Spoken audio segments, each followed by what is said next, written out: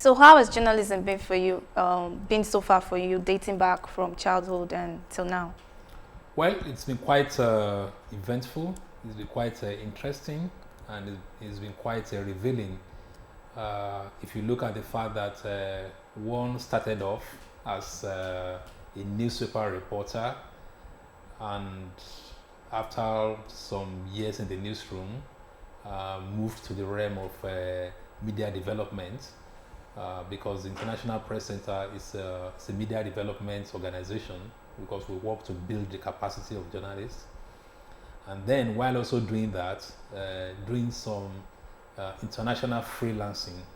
I was once a stringer for the English to Africa service of the Voice of America, and I'd also reported for panels in the radio.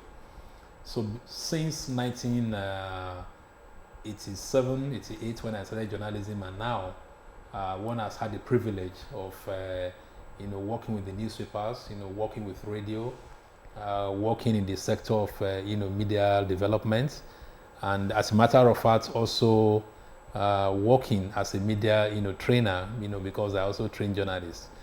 That for me has given me a lot of insight into journalism, and I think that good journalism is needed if societies are to develop.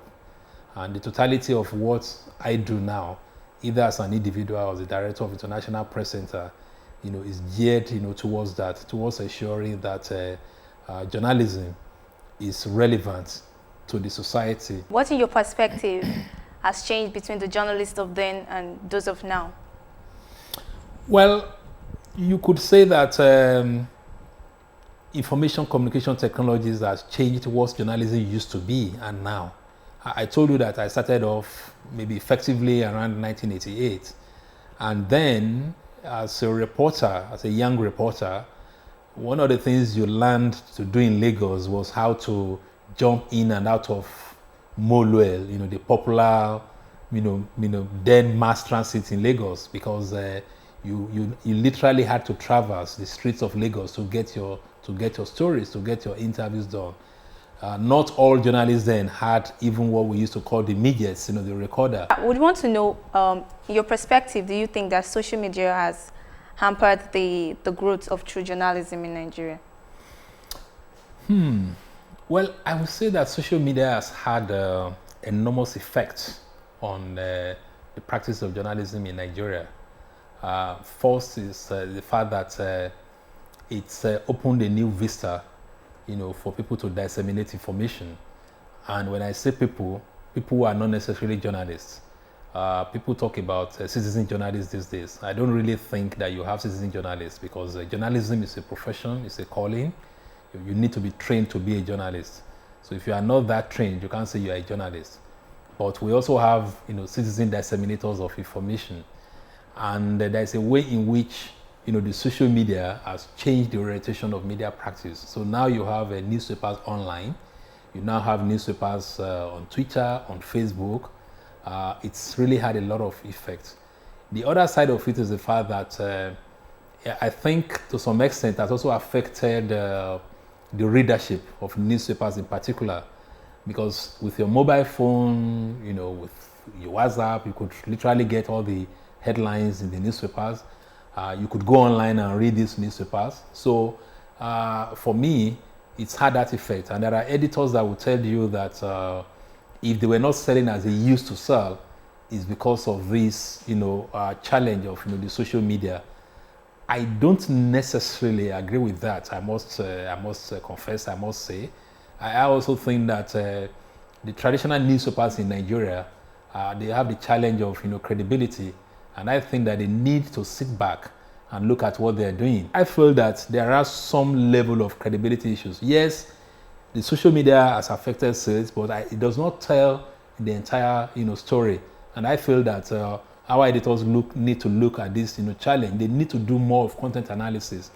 One of the things we do in my organization, the International Press Center, is we monitor trends of media reporting. During election period, for example, we look at media reporting. What do they report? Who do they report? What are the issues they report? And there are some things that are common in all the monitoring we've done since 2011, 2015 is the fact that female aspirants and candidates are less reported, than their male counterparts. Most of the reporting focus on the elites as against, the ordinary people. The views of people are not, necessarily projected. So there's an element of exclusion. The other side of social media is the fact that a lot of, falsehood, But I also don't want us to overreact to that, because now the Minister of Information said we have to, regulate. Everybody's talking about, yes, there would have to be some form of regulation of the social media, but let us think more in terms of, self-regulation. Let us see how we could develop some set of, code of ethics. So if you are a blogger, for example, you can come up on your blog and say, I subscribe to this code. Therefore, on my blog, we will not publish falsehood. We will not use people's photographs without their permission. That way you begin to regulate, the social media.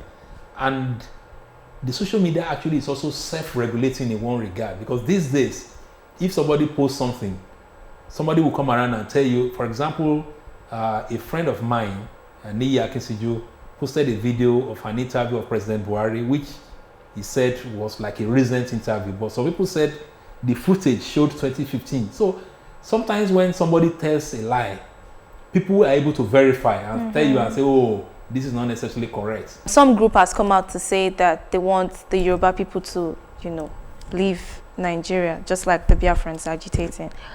I want to ask, do you believe in this ideology, the ideology of the Yoruba, the Oduduwa Republic? Well, the funny thing about this Oduduwa thing is that a group of people just sit down and say, oh, we are speaking for the Yoruba people. And I ask myself, am I not supposed to be Yoruba? People don't even get people's opinion. So if you say that you want to do a republic, have you actually conducted a referendum among all the Yorubas? Because that is supposed to be democracy, to know that yes, the people really want that. But I also do know that much as people feel that the Yorubas are monolithic, people look at the Yorubas in terms of the fact that, oh, it's really not that true. Otherwise, within the Western region, you had agitation for states. When Oyo State was created, there were complaints, and then people agitated for Osun State. Osun State indigenes who were working in the Oyo State civil service were asked to leave. So, for me, that is just by the way. But what I want to say about all these agitations, from my own point of view, is that what we call Nigeria came into being in 1914. It was an amalgamation carried out by Lord Lugard. The constituent units of what we now call Nigeria were never consulted on whether they wanted to be part of a country called Nigeria. It was the British, for their own political and commercial interests, that said, let's carve this area out and call it Nigeria. Now, over the years, we've had various problems of military intervention, problems of ethnic uprisings. We have had Middle Belt revolts. We have had the Zango Kataf riots. We had the first military coup in 1966. We had the Civil War. We have Boko Haram. We had Niger Delta militancy. When the June 12 elections was annulled in 1993, there was a growth of Yoruba nationalism. That was when the Odua People's Congress became, and I remember the song then, Ileya, Ileya, Omodudua, So it goes around in cycles, which means something is wrong with this entity we call Nigeria. So for me, I would say we need to democratically negotiate Nigeria. Yes, people say we want Nigerian unity, but the basis of that unity must be democratically negotiated. So I would think that what we really need is a kind of sovereign national conference. Not a conference where some people are handpicked, where everybody that belongs to that conference is elected, either as representative of women groups, of labor, of trade unions, of students, and the nationalities, to discuss the kind of Nigeria we want, the type of political system. But ultimately for me is that while you're agitating for that, for those who are there today, we need to demand good governance. Because at the end of the day, like I told you, the interest of the Yoruba man is not different from the interest of the Hausa woman. I think whether you are Igbo or whatever, everybody wants good education for their children, everybody wants good health care, everybody wants good roads. So for me, whether you create an Oduduwa Republic or a Biafra, it's about whether that society will meet the needs of the people. So we need to discuss the kind of Nigeria we want, but at the same time, the Nigeria that we have now, we need good governance from it, because the issue is being presented as if until we restructure, we can't have good governance. I don't accept that. I don't accept that you can't have development simply because you are not restructuring. Then if that is the case, we don't have to ask questions. What are they doing with our money? State governments are collecting money, they are collecting tax. We need to know what they are spending it on. You're aware that the Senate has just killed the bill on that? Yes, I know. I'm aware. I'm not surprised really, because they look at it from the point of view of politics. They will not look at it from the point of the ordinary people. People are agitating, for example, that do we really need 2 upper chambers of the National Assembly? Do we need a Senate? Do we need the House of Representatives? So a Senate, because of its enlightened self-interest, would not want anything like that. But these are the issues we need to discuss. Like I was saying at our previous chat, what kind of political system do we want? There are people like us who feel that we don't need this presidential system.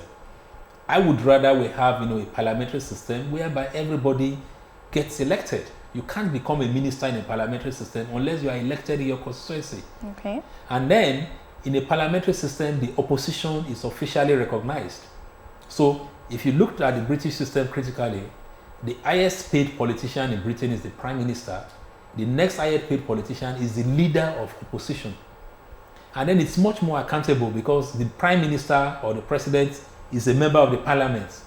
So we don't have all this drama of, Senate summons this minister, the minister is not coming, or they summon the director of customs is not wearing uniform.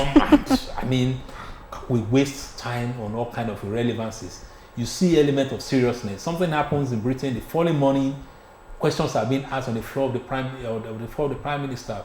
Madam Prime Minister or Mr. Prime Minister, this has happened, what are you doing about it? Questions are being answered.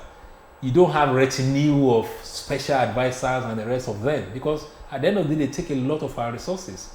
And the resources that are supposed to pay the common workers are no longer there to pay them.